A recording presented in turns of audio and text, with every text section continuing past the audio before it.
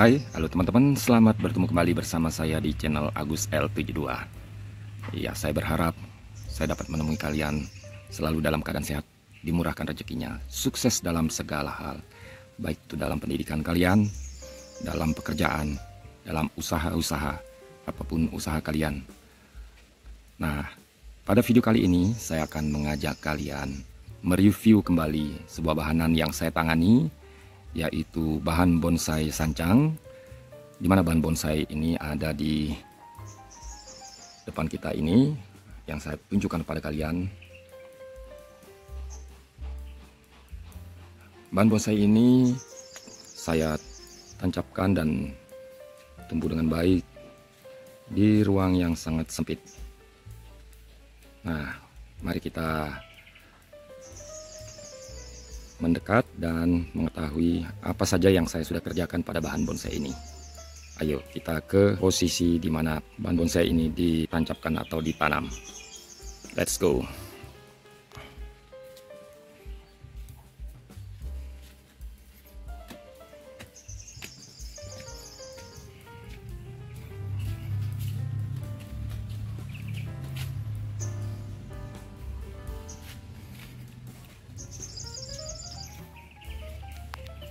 Nah, ini bahan bonsai yang saya maksud dan sudah saya pernah buatkan videonya beberapa waktu yang lalu. Dan video ini hanya untuk mereview bagaimana perkembangan dari penanganan yang saya lakukan, yaitu menambah akar yang saya lakukan untuk membuat bahan bonsai ini menjadi terlihat lebih kekar dan lebih menarik lagi di bagian pondasinya.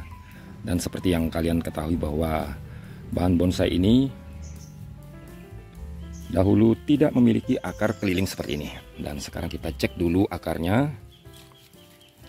Nah, seperti ini keadaannya. Dan beberapa waktu yang lalu saya melakukan cangkok akar. Nantinya saya akan memotong bagian akar-akar yang dominan ini. 1, 2, 3, 4. Ada 4 bagian dari akar dominan yang akan saya lakukan pemotongan secara bertahap. Ini yang paling dominan dan kemudian ada di sana lagi yang cukup besar dan satunya lagi ini. Nah, seperti ini.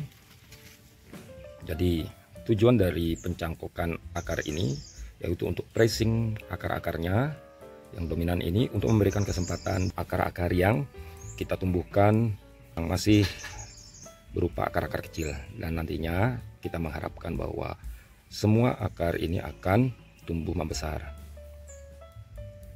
dan pada saat tertentu baru akan dilakukan pengangkatan bahan bonsai ini dan dimulai dengan proses awal pembuatan bonsai.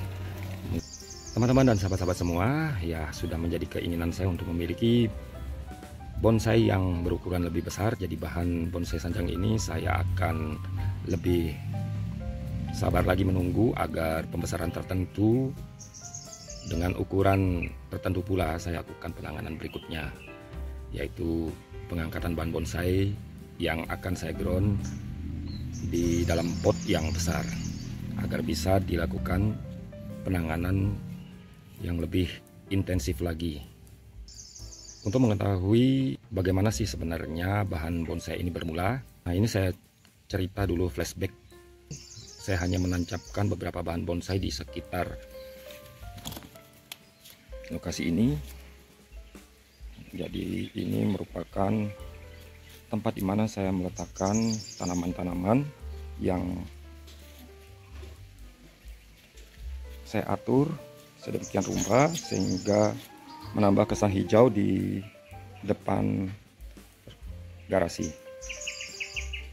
Jadi tempatnya sangat sempit dan dahulu saya hanya sekadar menancap, dan hasil tancapan yang saya lakukan kurang lebih 2 tahun yang lalu itu memiliki perbedaan tingkat kesuburan dari masing-masing bahanan.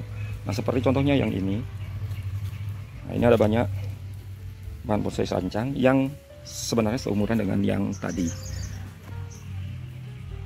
Dan seperti yang kalian lihat, ini masih dalam ukuran yang begitu kecil, hanya sebesar telunjuk.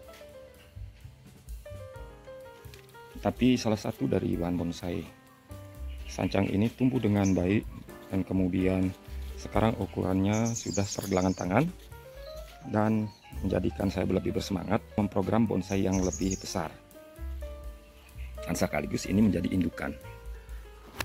Nah, karena ada beberapa nanti percabangan-percabangan yang bisa kita cangkok dan kita budidaya, namun kita harus bersabar agar mendapatkan bahan-bahan yang ukurannya lebih besar. Jadi bahan ini saya tancap dengan kedalaman tertentu, dan secara kenyataan kalau kita menangani bahan bonsai ini dengan apa adanya, kemudian kita menggali ke bagian ujung dari potongan tancapan yang dahulu mungkin agak sedikit dalam, tapi di permukaan tanah ini muncul beberapa akar yang sejajar. Jadi saya lanjutkan untuk membuat program akar, di mana ada bagian yang tidak tumbuh akar, ini kita upayakan untuk tumbuh akar, dan batang yang menancap ke dalam kita potong, dan kemudian kita kasih alas. Nah, jadi kita tidak susah-susah lagi menggali bahan bonsai ini untuk kita program, tapi kita hanya memotong dan membuat akar tumbuh di sekeliling dari permukaan tanah ini.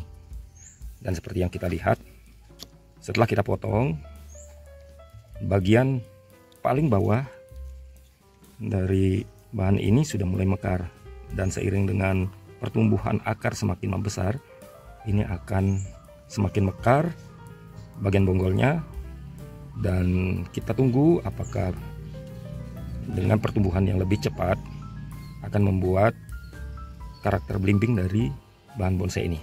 Ya, tergantung dari kesabaran kita untuk menunggunya, sebab dalam kurun waktu tertentu karakter belimbing akan terbentuk apabila kita sabar menunggu. Ya, jadi ini menjadi inspirasi bagi kalian semua. Kita manfaatkan satu bahan atau beberapa bahan untuk kita los, dan kemudian kita gunakan sebagai indukan agar suatu saat kita bisa membudidayakan bahan-bahan yang lebih besar, sehingga ketersediaan bahan itu kita miliki. 2 tahun yang lalu saya menancapkan ini hanya sebesar kelingking, jadi hampir bersamaan dengan bahan-bahan sancang yang lain yang saya tancapkan di beberapa posisi.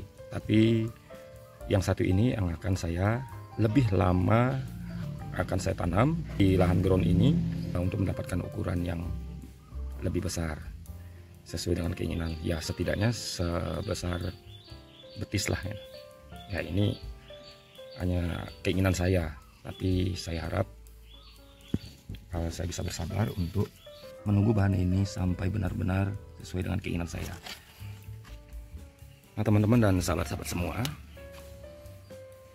demikian dulu pembahasan saya hari ini tentang bahan bonsai sancang yang saya tancapkan di salah satu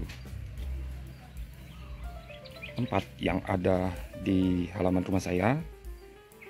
Semoga bermanfaat dan memotivasi kalian semua untuk budidaya bahan bonsai, sehingga ketersediaan bahan-bahan bonsai yang kita miliki selalu kita miliki, dan ada bahan-bahan yang kita karyakan di kemudian hari. Demikianlah video ini, sampai bertemu kembali di kesempatan-kesempatan yang lain. Salam.